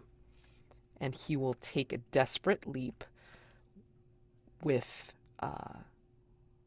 his irons like spread out, like I guess there's like a chain in between, and he will attack the nearest guard to the king and like kind of do that thing of like kind of like trying to choke the guy out. So this way he can get it to like choke the guy out, fling him over, and then like try to get at the king. So that's my first act. Hold on. Let's see if I need another hit or not. Oh. Then no. Okay. That's what he's going to do. At that point, I think I would like to play my advantage. No. Okay. Yeah, sure. A discreet accomplice. I think Ania is there close to the king with other select members of Yaroslav's regiment. Oh no. And she will step forward and stop Darabon. And mechanically, what that's going to do is I'm going to play my advantage to steal that ace you just drew. Of course you are. Ah. Okay. Okay. I think. Oh, and then I think I'm going to ask to hit again then, and I'm going to do something violent. I'm going to, like upon seeing this, I think this is where it's like, Darabon's going to change his tactic. And after fleeing that one guy off, but then like Ania's in the way now, he's going to choke her out. Oh no. Yeah, Oh. I will stand. Mm. Choking Ania. Okay. Do we want to go to the Keep Cardinal going. next? We certainly can. Though I believe because Rob used his advantage, which has to be on his turn. Oh, you're It goes to right. him. Okay. So, Okay. what is your intent, Rob?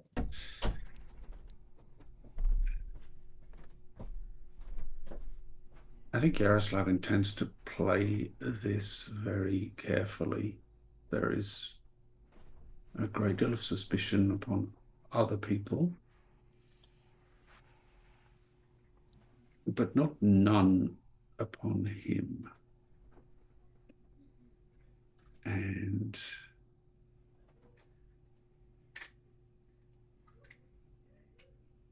I think he is going to wait, play along with this whole scene, but wait for an opportunity where Ludmilla incriminates herself. The Cardinal does something foolish, or the King himself displays some weakness that indicates he may not be, this information that he's been taking medication for pain leads Jaroslav to suspect that time may be on his side. And you'll stand? I will stand. Okay. And then that brings us to the good Cardinal. Cardinal is going to dutifully stand by the king's side and turn the pages of the good book, swapping them out as necessary to the appropriate chapter and passage so that the king does not need to touch the books with his hands at all. The ritual will go off without a hitch. Will you stand? Yes. Okay. And the king.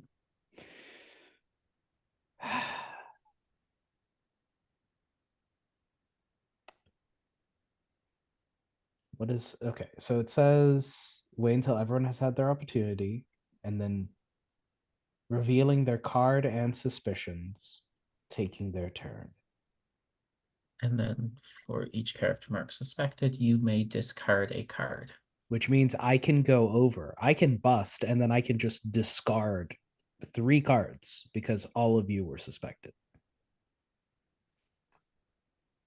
That Or is does so. that mean you can discard? Oh, discard cards from your hand, right? I see. Yeah. Yeah.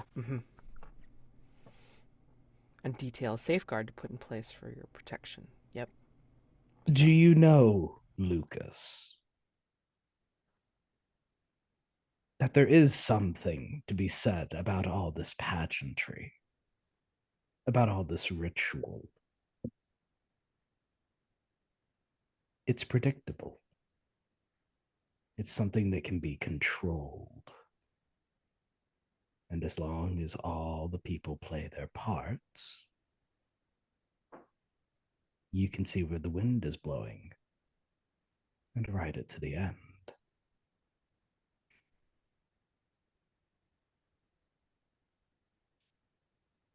Lucas's eyes are going to shift nervously as he realizes that half of this has been transcribed incorrectly. Lucas. What if none of it mattered, Lukas?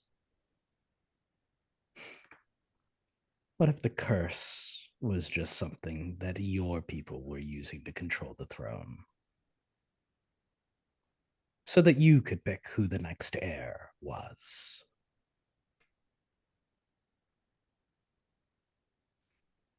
We don't need your kind anymore. I will choose my own heir.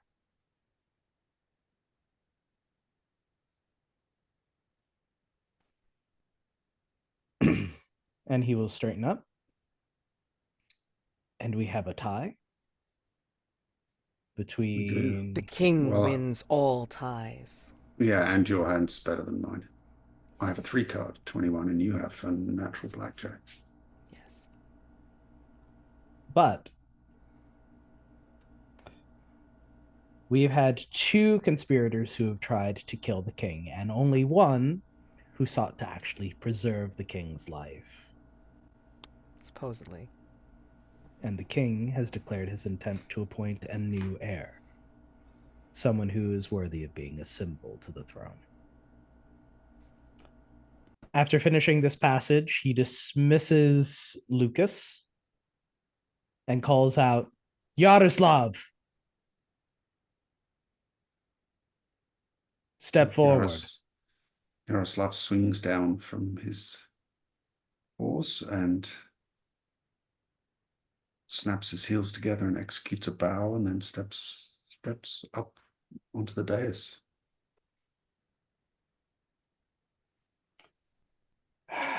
Brother, I do not know horseflesh. I do not know how to handle these beasts properly. And I fear that my legs would be too weak to go a full 6 times around the castle.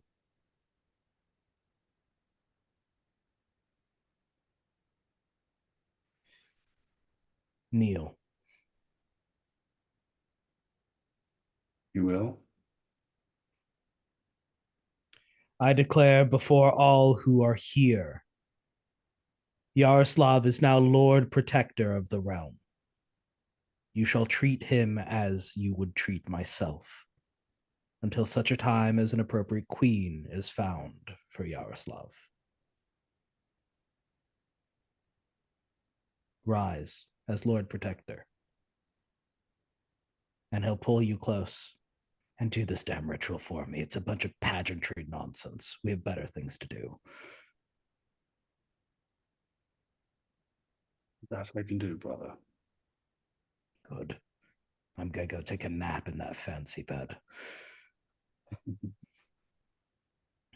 And he'll just shuffle off and leave Jaroslav standing there upon the dais. Essentially comes out to whoever has the best hand decides the fate of all and describes what happens. Players may take turns to give their characters epilogue if they so wish. I'm just curious. What does the king or the Lord Protector do with Captain Darabon? The king is sending him to the farthest reaches possible. Okay. Honestly, I think Ludmilla gets away with it. Of course she does. Oh, I yeah. think she just has the poker face, and she's like, I'll find something else to do. Maybe get married to a rich king in a far off land and like do politics over there. Sure. I think Lukas, he stays as a cardinal, but I think like they don't have the favor of the throne anymore.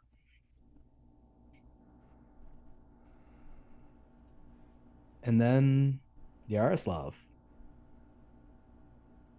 you eventually become king.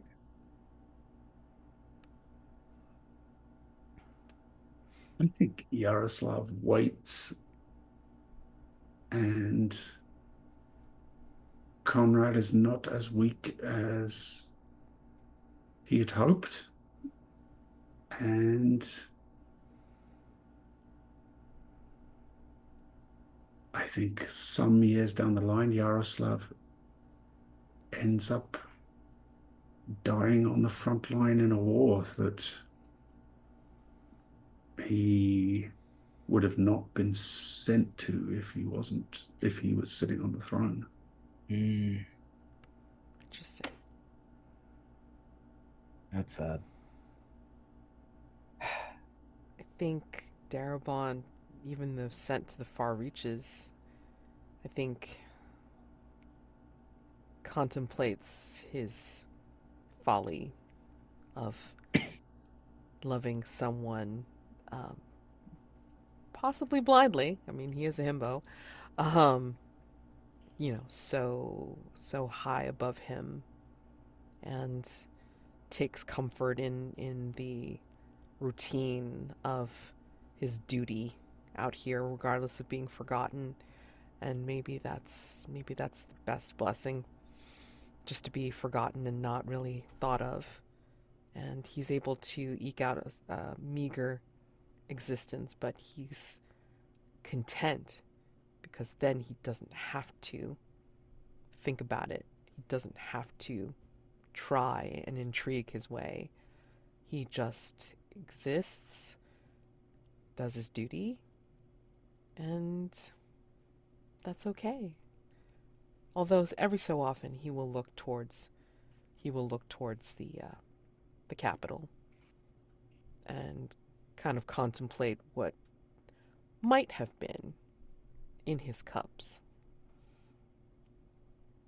and then just drinks a little bit more and then forgets about it.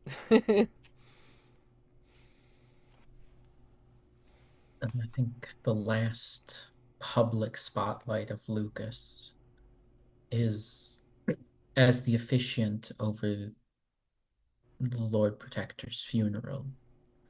It is as close to his ambitions of being in charge of anything that he ever manages.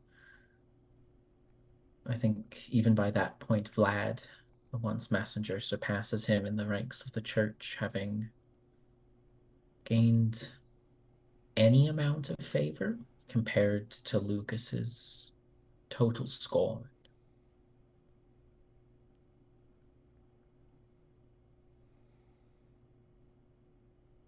And what of Conrad?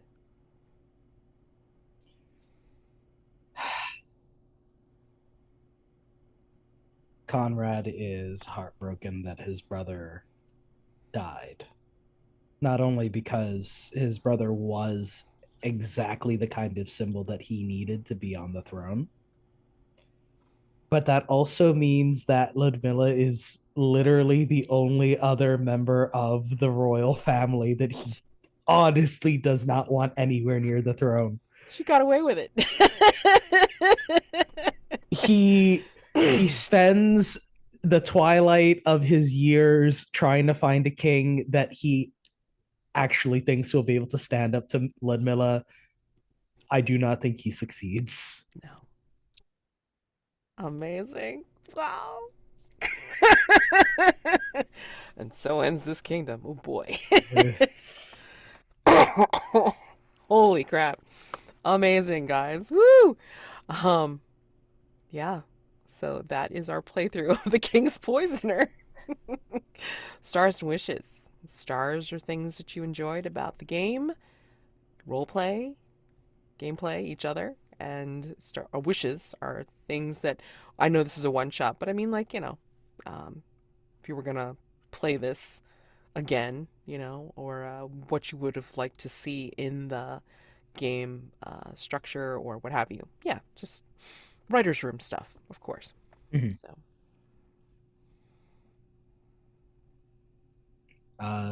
Stars, I did appreciate everyone bringing their characters to life. Jaroslav is very dignified, even though initially it was like, how dare you send someone like me out somewhere that doesn't really matter? And eventually we saw, because you picked principle as your motivation, right? Mm, And yes.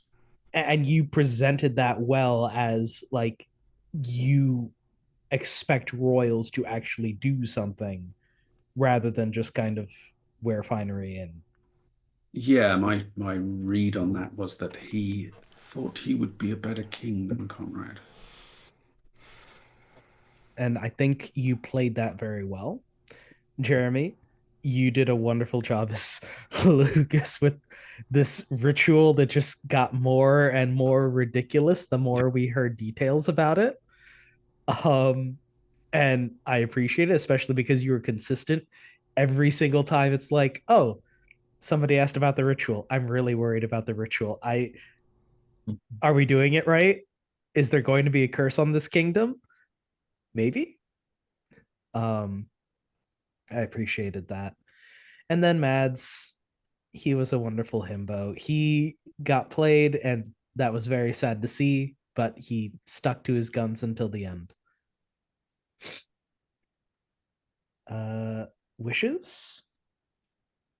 I I kind of wish there was a way to get more advantages, because it felt like everybody gets one chance, and if you play a hand between this many players, maybe one person gets a single advantage, or maybe two if they win two hands.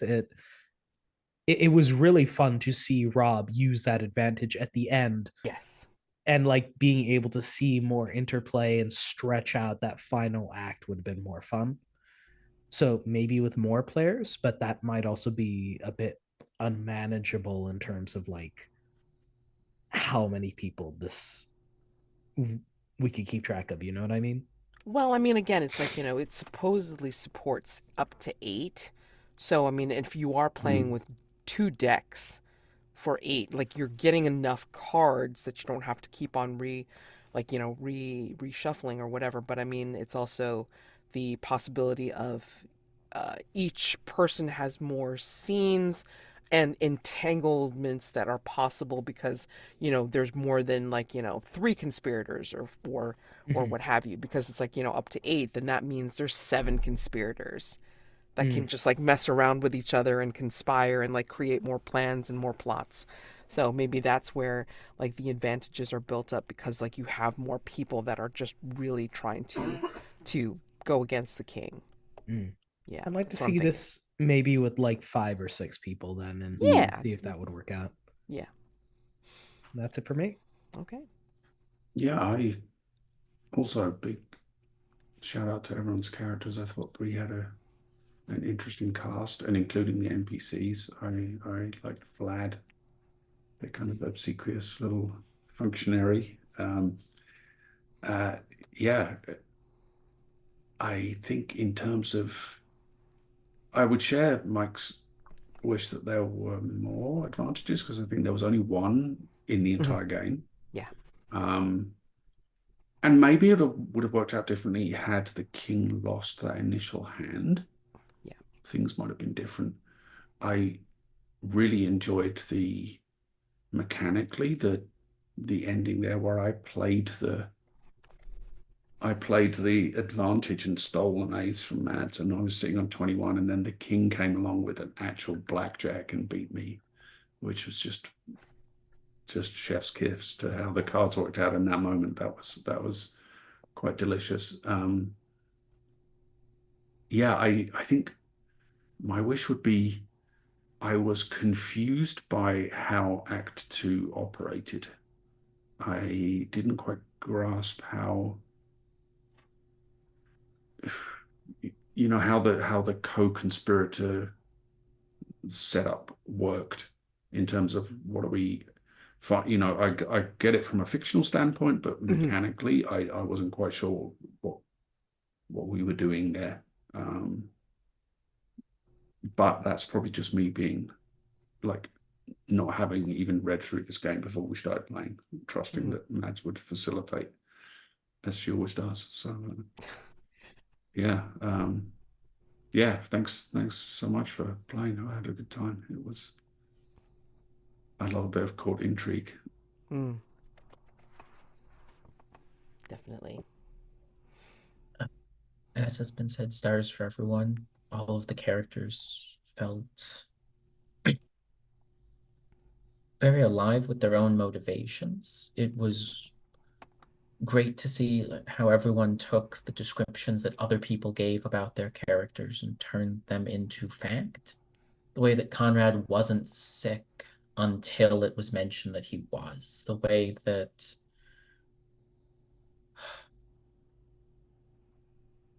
that Ludmilla wasn't, and then wasn't the worst option for the throne until she was. And that just, the flexibility from everyone was great to see. Mm. As far as wishes, going last always sucks when you echo the same thing. I do wish we'd seen just a little bit more of advantages, just so that we'd have a little bit more ways to play the game on top of blackjack. I almost kind of wish at this player count we all, not for Act 1, but starting in Act 2, everyone got an advantage. Just one point of advantage to either spend or save, because having all three of us under suspicion with 2 people arrested made for an almost guaranteed win for the king. Hmm. And I'm not saying the king did not deserve to win. I'm simply saying a little bit more fight in Act 3 would have been nice. I will say that when I played this in the hack, the Star Wars themed hack, that I managed to get an advantage early on, and I was able to utilize that towards clearing the mark, clearing the suspicion. So this way, it's like I could use it for, something fictional positioning later on. So that's where that can get enacted, and it is much easier when like not everybody's suspected or arrested, and like there are people with like that have an advantage as opposed to just one person or like none at all, really. So yes, I mean, like, it. I think I think Jonathan was trying to go for, let's see what we can fit all on one page, you know, and um, I'm sorry if I didn't explain it like, very well, but I mean, like, I was trying to just do it as like, it like systematically of like how Act Two is building. So we have conspirators and we have the one that's proposing what to do to, or to request from their co-conspirator, and then that person, excuse me, and then the person who's conspiring is like offering proof to get the card mechanically, to get the card to be able to, better their hand. They have to offer proof of their sincerity to the person they're asking to conspire with. And then that co-conspirator may reveal the whole card at any time to show like how receptive they are, how willing they are to go in on this plan and such and so forth. Because we only had like 3 people trying to conspire. I mean, like, maybe the setup could be like where there's more than one plot afoot per person, right? I Yeah. mean, because maybe I could have chased after you, Yaroslav, and then I could have tried to conspire with you, but then doubled back and then tried to conspire Mm. with the Cardinal.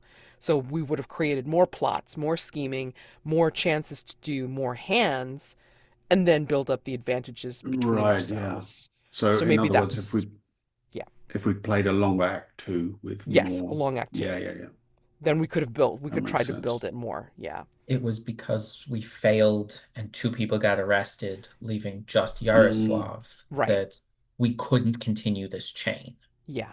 Which, Okay. amazingly enough, I mean, like, it fictionally, it looked beautiful. Like the reasoning for like, oh, they're suspected. No, no, they're arrested now. It worked out perfectly. And then there's Yaroslav, like, looking, nope, I'm just gonna sit back and wait to see what happens. I loved that. So, I mean, uh, to my stars and wishes, I just loved Jeremy. Like, your Cardinal was just like such a fussy little guy, but just trying to do what he thought was tradition, and you know um, going along with what he perceived to be the immediate problem, which was the whole, we have to do this ceremony for the curse. If the king goes whatever, I mean, like, that's like, that's secondary. It's more like, I need that person doing the sleeping and the writing and the meditating and all that kind of stuff. So he was really really annoying but really adorable at the same time. I don't know how you pulled it off, but you did. Um, Yaroslav was dashing but yet slimy, and I really enjoyed that. And your byplay with Ania was really cool too. So kudos on you both for that interaction. Yeah, and Mike, I always appreciate your committing to the bit, and your bit with the king was amazing. You managed to pull out very regal but very scheming speech and just be that person. Whomever it is, it doesn't matter what role it is. It's just like, applaud you, man. Applaud. Um, and then yeah, wishes for the gameplay. It's like, again, I know he was trying to fit it in all on one page. So it's kind of difficult to really bring out the whole, hey, it's okay if you guys want to play like some scenes in between. They don't necessarily have to have anything to do with actual hands and mechanical blackjack in play. And then when you get into the acts, like plotting and scheming, like maybe you should just all like really like plot and scheme with each other. And then again, it might look a little bit different and it might actually be better because if you have more conspirators, if you have more people in play against the king, then you have all these different entanglements and plots that you keep playing these hands. And in which case, like you guys were saying about building up more advantages, like having people being able to maneuver when we get ready for Act 3. So Mhm. once the king is finished doing whatever they're doing, for anybody that's suspected, arrested, what have you, then everybody else on their turn will be able to enact something remarkable or be dead. I don't know. It's just like, more options basically. I think that's what we ran into is like because of the limitations of fictional positioning, I think we ran out of options. So, but I think we still told a really good story anyway, and I appreciate you all for that. Thank you for very much for playing with me in this, in this one shot, and joining me for this game. So hopefully, you consider running this with other people, facilitating this with other people as well, yourselves, and then like seeing how your game table comes out, like especially if you decide to add more than like 4 players in total, like adding more people. Mhm. Yeah. Any other parting thoughts? It was good to play with everyone. It's good Yeah, Absolutely. playing with you definitely. all. Oh, Yes. definitely. So thank you again, and thank you for your patience and like going through all the rules and going through all the structure. And I wish you happy gaming for anything that you're doing this week and beyond until we play again. All right. So again, thank you very much, guys. Thank you. Thank you. See ya. See ya.